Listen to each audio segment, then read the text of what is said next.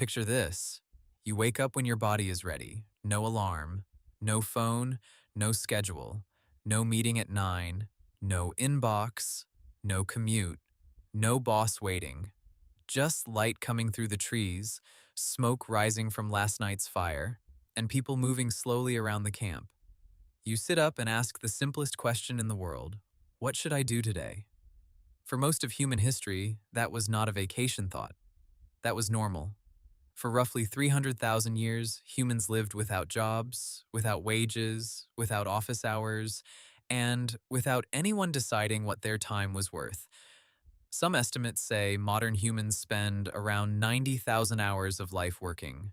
That is a huge part of your waking existence given to a job. But for the overwhelming majority of human history, jobs did not exist. No employer, no rent deadline, no career ladder, no Monday morning. So what did people actually do all day? The answer is not what most people imagine. Because when we picture ancient humans, we usually imagine panic, running from predators, freezing in caves, starving in the wilderness, working every second just to stay alive. And yes, life was dangerous. People got sick. Children died. Food could fail. Predators were real. But the idea that ancient humans spent every waking moment desperately working to survive is not quite right. In the 1960s, anthropologist Richard Lee studied the hoansi people of the Kalahari. He tracked how much time they spent getting food. The results surprised almost everyone: roughly 15 to 20 hours per week, not per day, per week. Other hunter-gatherer groups, like the Hadza in Tanzania, show similar patterns: different places, different environments, same uncomfortable idea. For most of human history, survival was hard, but it was not a 9 to 5.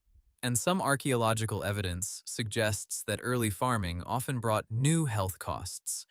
When researchers compare hunter-gatherer remains with early farming populations, farming is often associated with more repetitive labor, more grain-heavy diets, more dental problems, and new forms of physical stress.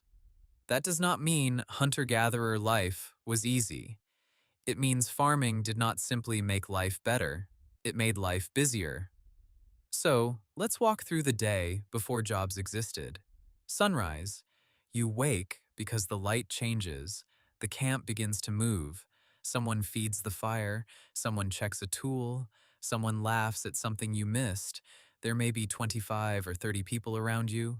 You know them all. Your children sleep near your relatives. Your grandmother is only a few steps away. Nobody begins the day by asking how productive they can be. The first hour is often talking. That sounds small, but it is not. In a small camp, conversation is the operating system. Who shared food yesterday?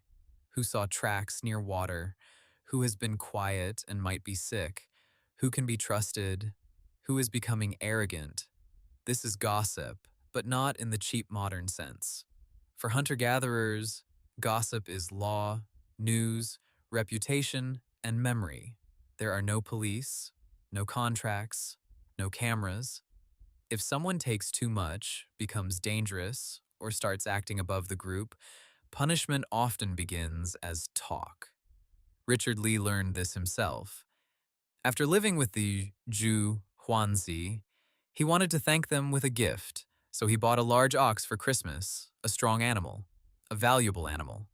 He expected gratitude. Instead, they mocked it. They told him the ox was skinny, the meat would be terrible. He had wasted everyone's time. Lee was confused because he knew the animal was good. Then an older man explained the rule. When a hunter brings home a big kill, the camp insults the meat. The bigger the kill, the harder they mock it. Not because they are cruel, because nobody is allowed to become too important. The joke cuts pride down before it becomes power. That is a whole legal system hidden inside laughter. Mid-morning, some people leave camp, maybe hunters, maybe gatherers, maybe both. But hunting is not the simple hero story people imagine. It is dramatic, but unreliable. A hunter can walk for miles, track an animal for hours, and return with nothing. Among the Hadza, Hunters may come back empty-handed many days, but when they succeed, the result can feed many people. A poisoned arrow, a long track, a slow follow through the heat, patience, memory, and skill. Still, the hunt is not the whole story. In many hunter-gatherer societies, women provide a huge share of the reliable daily calories. Roots, tubers, berries, honey, plants. The hunt is exciting, gathering keeps people alive, and often the most valuable gatherers are grandmothers. Older women know where food grows, when it returns, how to dig it, and how to prepare it. This is part of what scientists call the grandmother hypothesis. One idea is that grandmothers helped children survive by bringing food, knowledge, and care.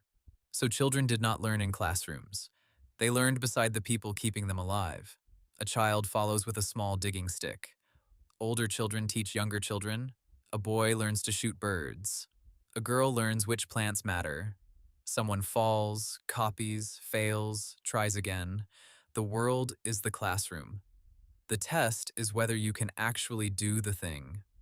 Midday, the heat rises, the camp slows, food returns and gets shared.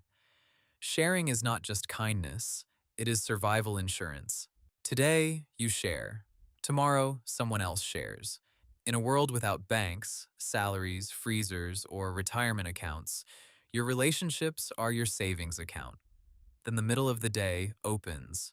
People rest in the shade, repair arrows, weave baskets, scrape hides, watch children, groom each other, nap, talk. Do nothing that would look impressive on a resume. Anthropologist James Suzman described how groups like the Jew hoansi could spend hours each day in social time, not working, not sleeping, just being with other people, talking, laughing, telling stories, because in a world without money, your relationships are not extra. They are the structure holding life together.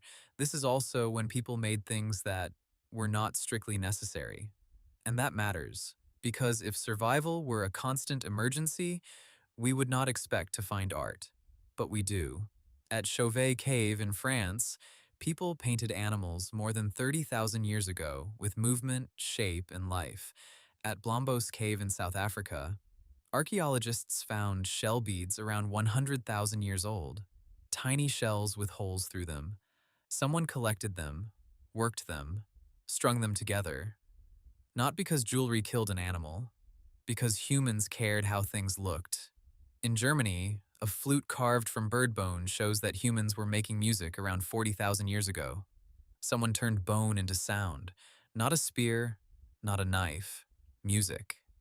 That tells you something important. Ancient humans were not only asking, how do we survive? They were asking, what can we make? Afternoon, people may visit another camp. A few miles away, relatives, marriage partners, news, stories. If conflict gets too hot, people can move. This is one of the biggest differences between their world and ours. In a mobile society, if you cannot stand someone, you may leave for a while, let the anger cool, let the story change, let distance do what force does in settled societies. Some anthropologists call this voting with your feet. Modern people cannot easily do that. Not with rent, not with a mortgage, not with a job tied to one place. Evening. The fire becomes the center again. Food is cooked. People gather. The practical noise of the day changes into something else. Anthropologist Polly Wiesner studied firelight conversations among the Jew hoansi. She found that night talk often shifted toward stories. During the day, people talked about practical things, tracks, food, conflict, plans. But at night, around the fire, conversation moved toward myths, jokes, ancestors, distant places, and impossible things. The fire was more than heat. It was a theater before theaters, a school before schools, a memory machine. Before writing, stories carried the group. They taught children what mattered. They turned fear into meaning. They made the past portable. Then, about 10,000 years ago, something changed. Humans began farming, and farming gave us more food, but it also gave us more work. Fields had to be cleared, seeds planted, weeds pulled, harvests stored, animals managed, land defended. More food created more people required more food, and once that cycle began, there was no simple way back. Agriculture was not just an invention, it was a trap with benefits. It gave us villages, cities, writing, governments, armies, technology, and eventually, medicine. But it also gave us longer labor, hierarchy, property, and the idea that your time could belong to someone else. That is the road that eventually leads to jobs. Ancient life was not paradise. Nobody sane should want to delete antibiotics, plumbing, vaccines, or refrigerators.